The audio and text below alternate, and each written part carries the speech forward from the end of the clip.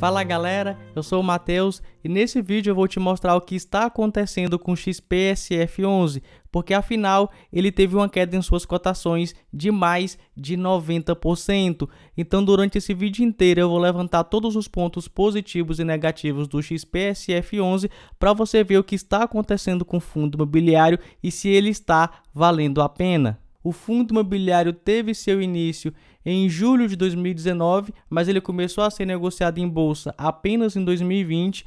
Ele é gerido e administrado pela XP, que cobra as seguintes taxas. Temos uma taxa de administração de 1% ao ano, com mínimo de R$ 25 mil mensais, e uma taxa de performance de 20% do QCD, o IFIX. E um detalhe importante é que esse fundo imobiliário tem mais de 22 mil cotistas, então eu já espero que o fundo imobiliário tenha uma boa liquidez, né? No caso, várias negociações.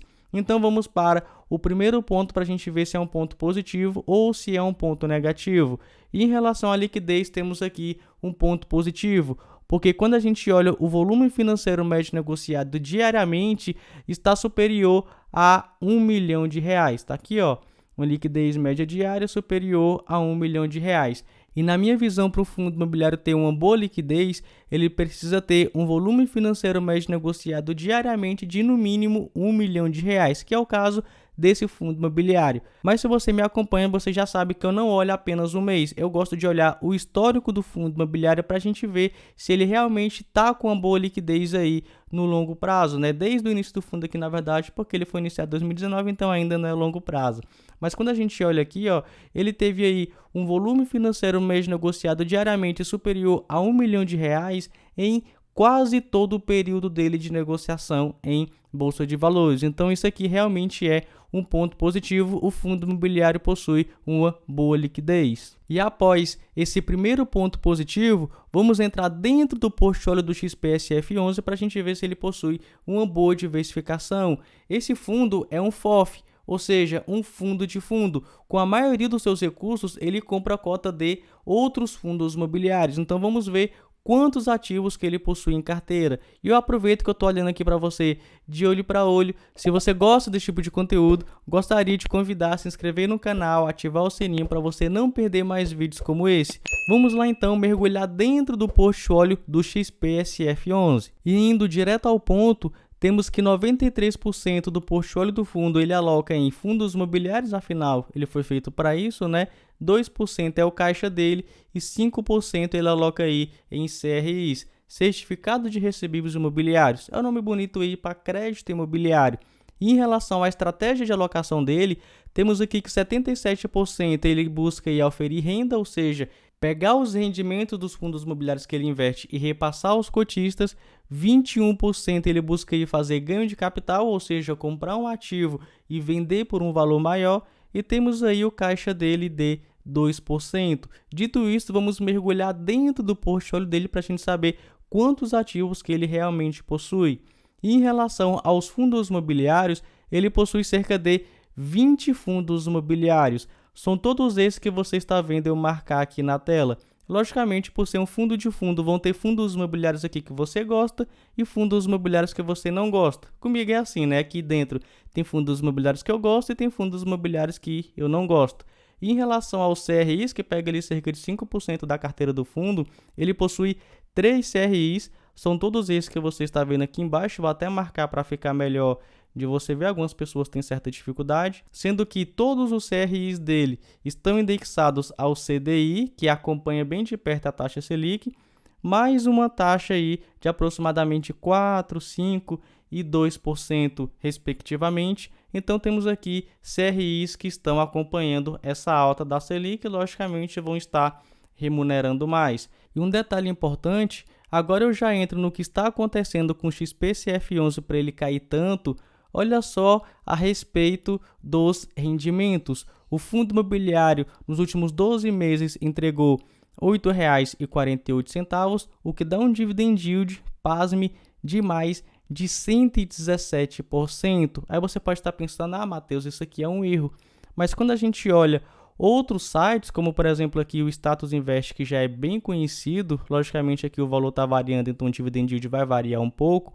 Mas olha só, cerca de 116% de dividend yield. E quando a gente olha o preço do fundo e divide pelo seu valor patrimonial, olha só isso aqui, é o famoso PVP, que está em 0,08, ou seja, o fundo imobiliário parece que está com 92% de desconto em relação ao seu valor patrimonial. E isso não só no Status Invest. Quando a gente entra aqui no Funds Explorer, vou levantar aqui um pouco, olha só, temos aí um PVP também de 0,08, ou seja, quando a gente divide o valor de mercado dele pelo valor patrimonial, temos aí um desconto de aproximadamente 92%. Então esse fundo imobiliário, pelo menos o que está aparecendo aqui, calma que eu vou explicar isso aqui tudo para você. Temos aí que o fundo imobiliário parece estar bem descontado, mais de 90% de desconto, e vem entregando um excelente dividend yield, mais de 100% nos últimos 12 meses.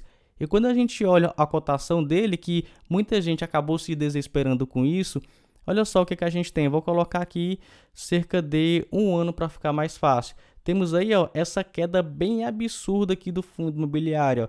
Então, desde o início dele, vou colocar aqui o máximo, desde o início dele temos aí uma queda de mais de 92%. E muita gente se desesperou e pensou, o que está acontecendo com o XPCF11 para ele estar caindo tanto?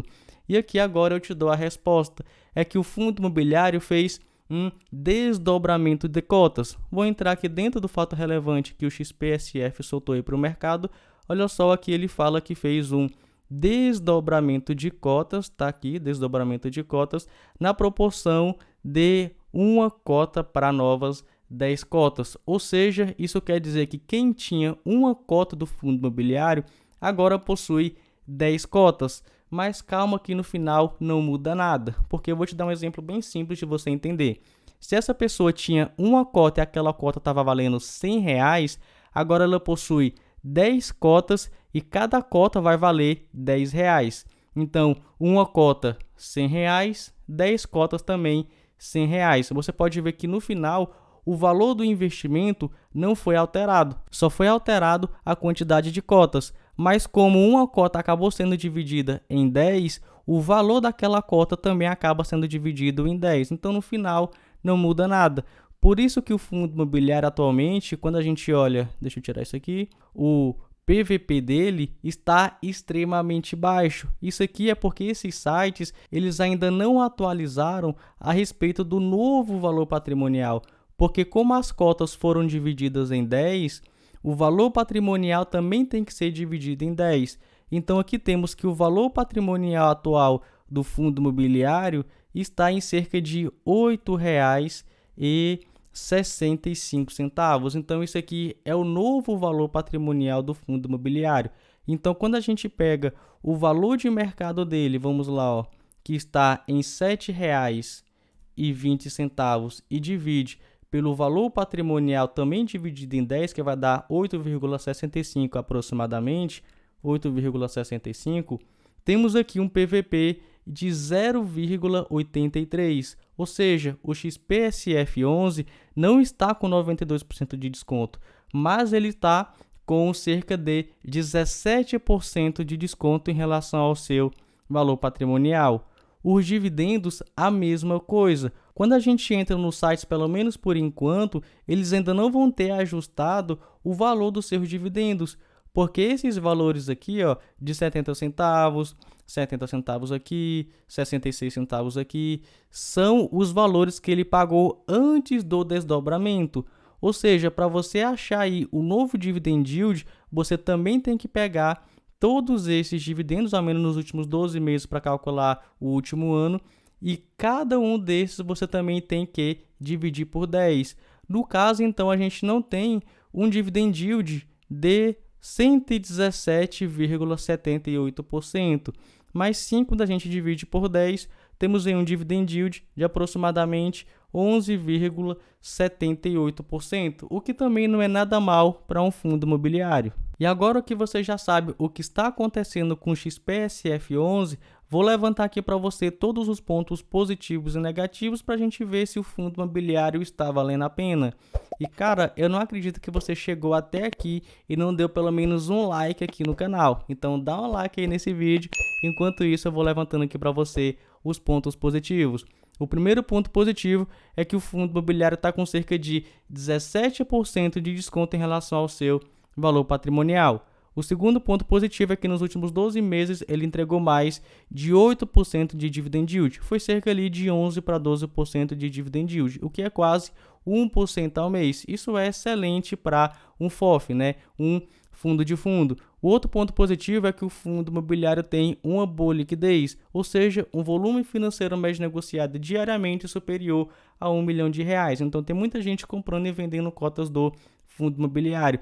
E essa liquidez tende a aumentar, já que agora o fundo imobiliário não está sendo negociado a R$70, R$80, mas sim a cerca de R$7 para R$8 após esse desdobramento. Dito isto, então, vamos para os pontos negativos.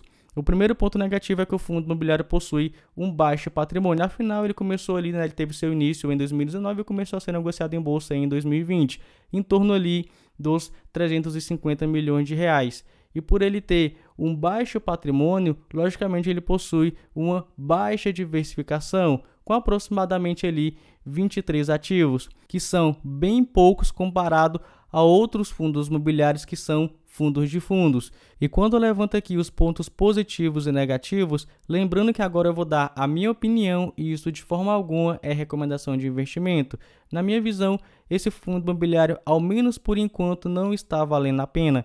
Porque apesar dos pontos positivos, particularmente falando, eu não sou muito chegado em fundos imobiliários que possuem uma baixa diversificação de ativos. Apesar desse fundo imobiliário não ser tão arriscado assim, porque ele é um FOF, né? Então ele compra as cotas de vários outros fundos imobiliários. Mas essa é uma perspectiva minha, vai depender aí da sua. Eu te mostrei todos os pontos, seja positivos e negativos, para você tomar a sua própria tomada de decisão.